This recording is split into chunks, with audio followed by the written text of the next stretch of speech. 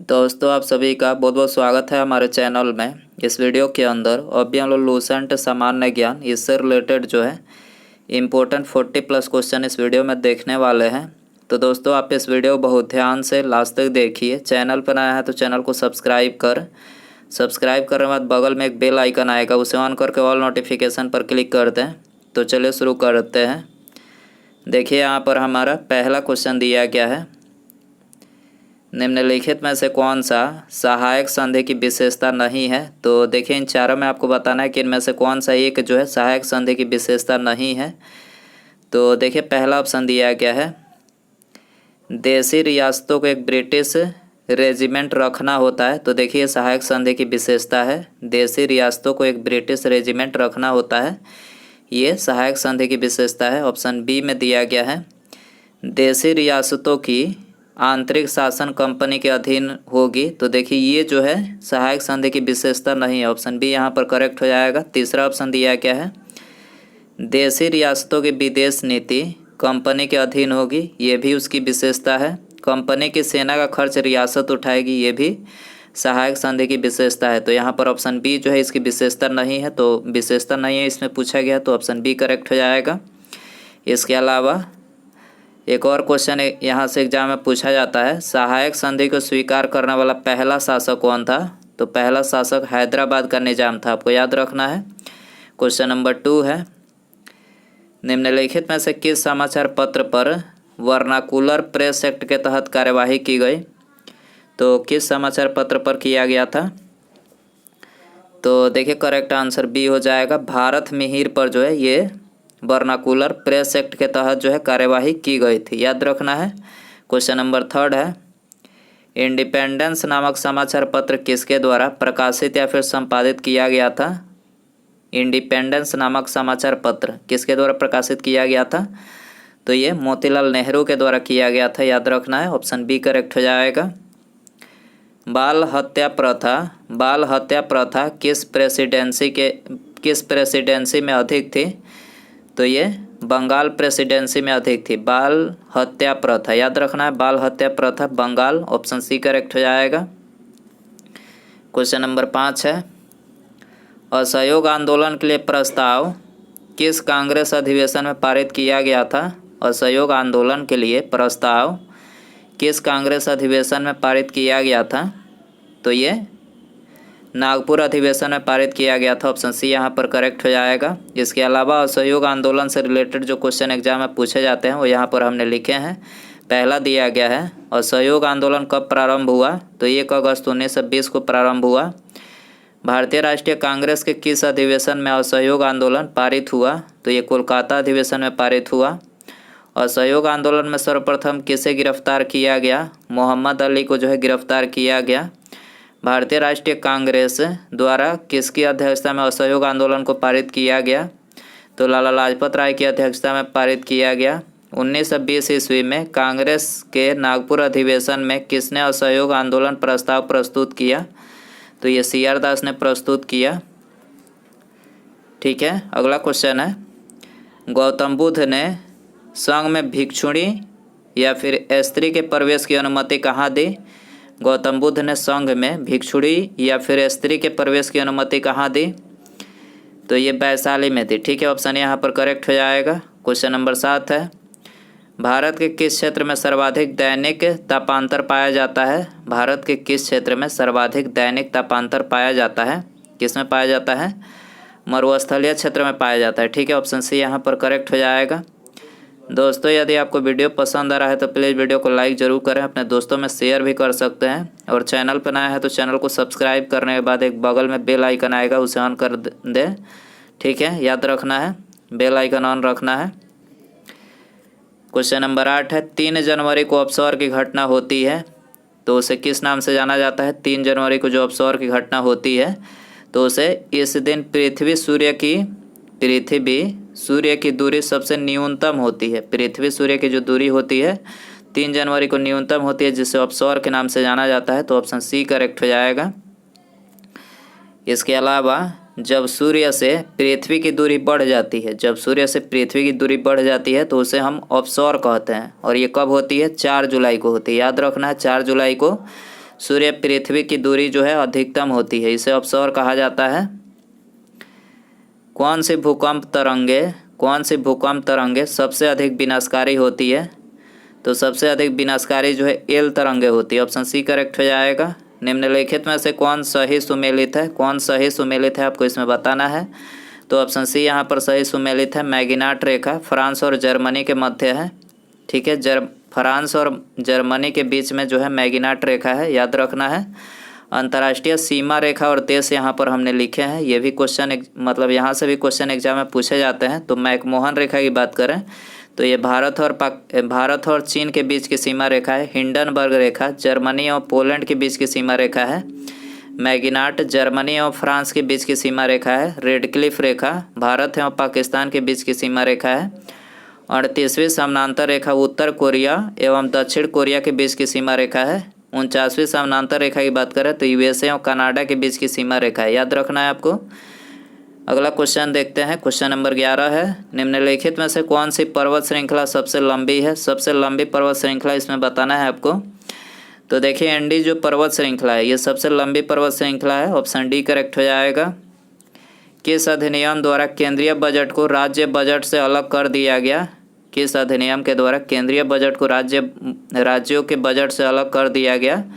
तो ये भारत शासन अधिनियम 1919 के द्वारा अलग किया गया, ठीक है। भारत शासन अधिनियम 1919 के द्वारा अलग किया गया, ऑप्शन बी यहाँ पर करेक्ट हो जाएगा। इसके अलावा बजट से रिलेटेड जो क्वेश्चन एग्जाम में पूछे जाते हैं, यहाँ से बार बार क्वेश्चन पूछे जाते हैं, वो यहाँ पर हमने लिखे हैं।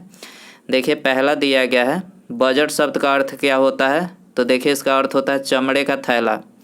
बजट शब्द की उत्पत्ति किस देश से हुई? तो बजट शब्द की उत्पत्ति किस भाषा से हुई? तो फ्रेंच भाषा से हुई। बजट व्यवस्था का जनक किसे कहा जाता है? जेम्स विल्सन को बजट व्यवस्था का जनक माना जाता है। स्वतंत्र भारत का पहला बजट आर.के. शनमुखम सेठी ने कब पेश किया? 26 नवंबर 1947 को पेश किया। गणतंत्र भारत का पहला बजट कब पेश किया गया? गणतंत्र भारत का पहला बजट 28 फरवरी 1950 को जॉन मथाई के द्वारा पेश किया गया। भारत का पहला बजट कब पेश किया गया? 7 अप्रैल 1860 को पेश किया गया। भारत का पहला बजट किसने पेश किया था? ब्रिटिश सरकार के वित्त मंत्री जेम्स विल्सन ने पेश किया था। संविधान के किस अनुच्छेद में बजट शब्द का प्रयोग हुआ है? तो किसी भी अनुच्छेद में बजट शब्द का जो है प्रयोग नहीं है। बजट के स्थान पर वार्षिक वित्तीय विवरण का उल्लेख किया गया, याद रखना है। संविधान में आपको क्या देखने को मिलेगा? बजट के स्थान पर वार्षिक वित्तीय विवरण, ठीक है। और इसका उल्लेख कौन से अनुच्छेद में है? अनुच्छेद 112 में वार्षिक वित्तीय विवरण है। क्वेश्चन नंबर 13 है। निम्नलिखित में से किस योजना के आधार पर संविधान सभा का गठन हुआ था? तो संविधान सभा का गठन जो है कैबिनेट मिशन योजना के आधार पर हुआ था, ऑप्शन यहाँ पर करेक्ट हो जाएगा। अंतरिम सरकार के गठन की घोषणा कब की गई थी? अंतरिम सरकार के गठन की घोषणा कब की गई थी? तो ये 24 अगस्त 1946 को की गई थी, ऑप्शन बी करेक्ट हो जाएगा। अनुच्छेद 54 का संबंध किससे है? अनुच्छेद 54 का संबंध राष्ट्रपति के निर्वाचन से, ऑप्शन यहाँ पर करेक्ट हो जाएगा। प्रधानमंत्री किसान संपदा योजना का मुख्य उद्देश्य है? प्रधानमंत्री किसान संपदा योजना, इसका उद्देश्य क्या है? तो इसका उद्देश्य है खाद्य प्रसंस्करण को बढ़ावा देना, ठीक है। तो ऑप्शन सी यहाँ पर करेक्ट हो जाएगा।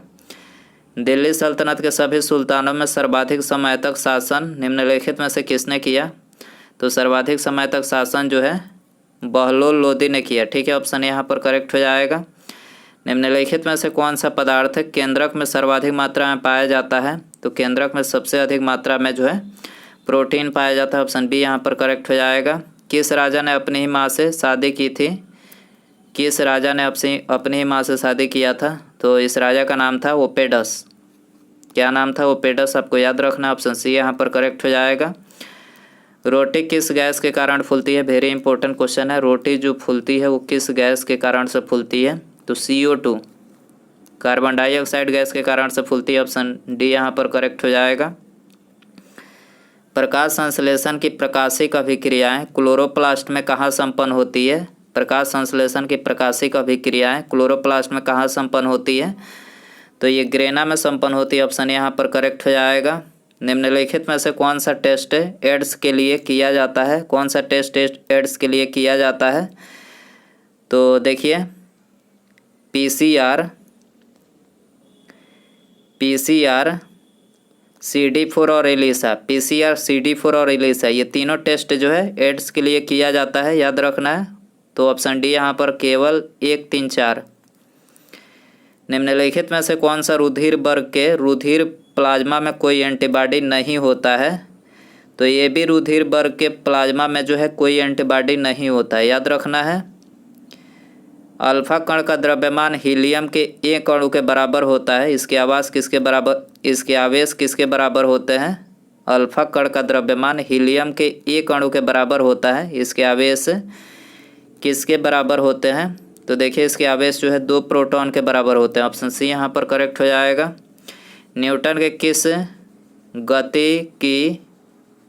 किस गतिकी नियम से बल का व्यंजक प्राप्त होता है?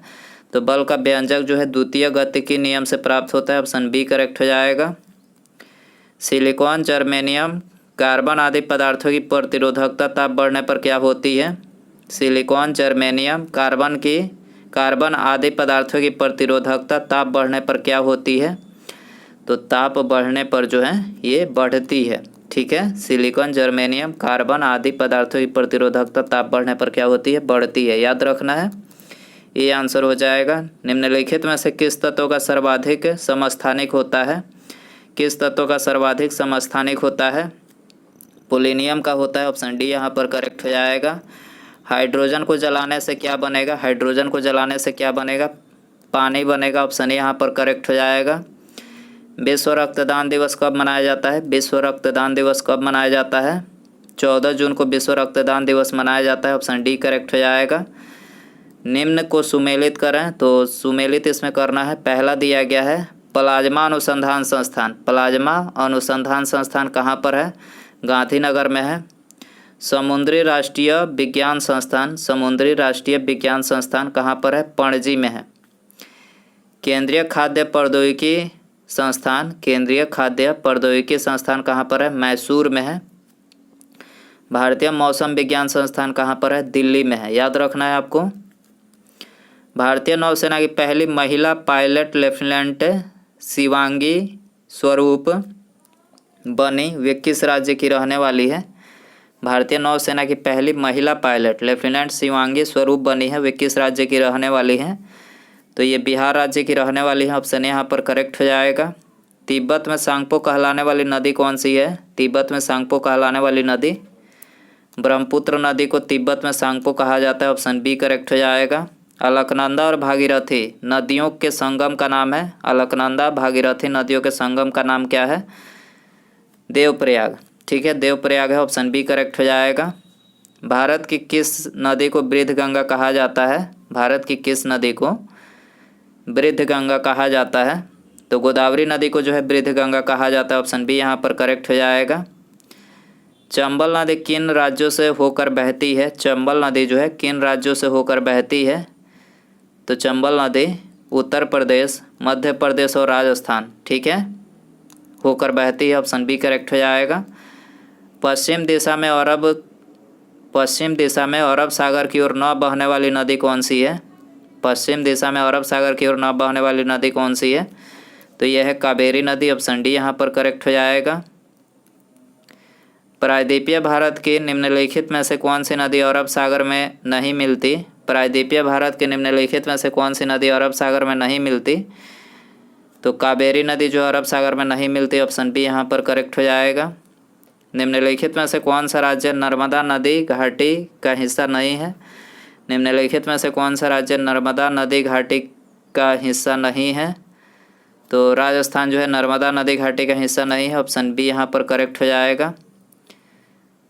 सिंध नदी का उद्गम होता है। सिंध नदी का उद्गम होता है तो ये कैलाश पर्वतमाला से होता है। कैलाश पर्वतमाला से। ऑप्शन डी यहाँ पर करेक्ट हो जाएगा। हेलोफाइटस होता है। तो हेलोफाइटस जो है वे पौधे जो लवणों वाली मिट्टी में उगते हैं, वे पौधे जो लवणों वाली मिट्टी में उगते हैं उसको क्या हेलोफाइटस उसको बोला जाता है। ऑप्शन डी करेक्ट हो जाएगा। उसके बाद यहाँ पर हमारा अगला क्वेश्चन है, रिहंद बांध किस नदी की सहायक नदी पर बनाया गया है। रिहंद जो बांध है वो किस नदी की सहायक नदी पर बनाया गया है। तो ये आपके लिए होमवर्क क्वेश्चन रखते हैं। ऑप्शन है आपके लिए चंबल, यमुना, सोन या फिर पेरियार। तो दोस्तों यदि आपको इसका आंसर पता हो तो कमेंट बॉक्स में ज़रूर बताएं, और आप इन क्वेश्चन में से कितने क्वेश्चन सही कर पाएँ ये भी स्कोर में अपना बता सकते हैं। और वीडियो पसंद आया हो तो प्लीज़ वीडियो को लाइक करें, अपने दोस्तों में शेयर कर सकते हैं। चैनल पर नया है तो चैनल को सब्सक्राइब करने के बाद बगल में एक बेल आइकन आएगा, उसे ऑन करके ऑल नोटिफिकेशन पर ज़रूर क्लिक करें। इससे फ़ायदा ये होगा कि वीडियो का नोटिफिकेशन आपको मिल सकेगा। तो सब्सक्राइब करने के बाद बेल आइकन ऑन रखें। ठीक है, मिलते हैं अगले वीडियो में। नमस्कार, जय हिंद, जय भारत।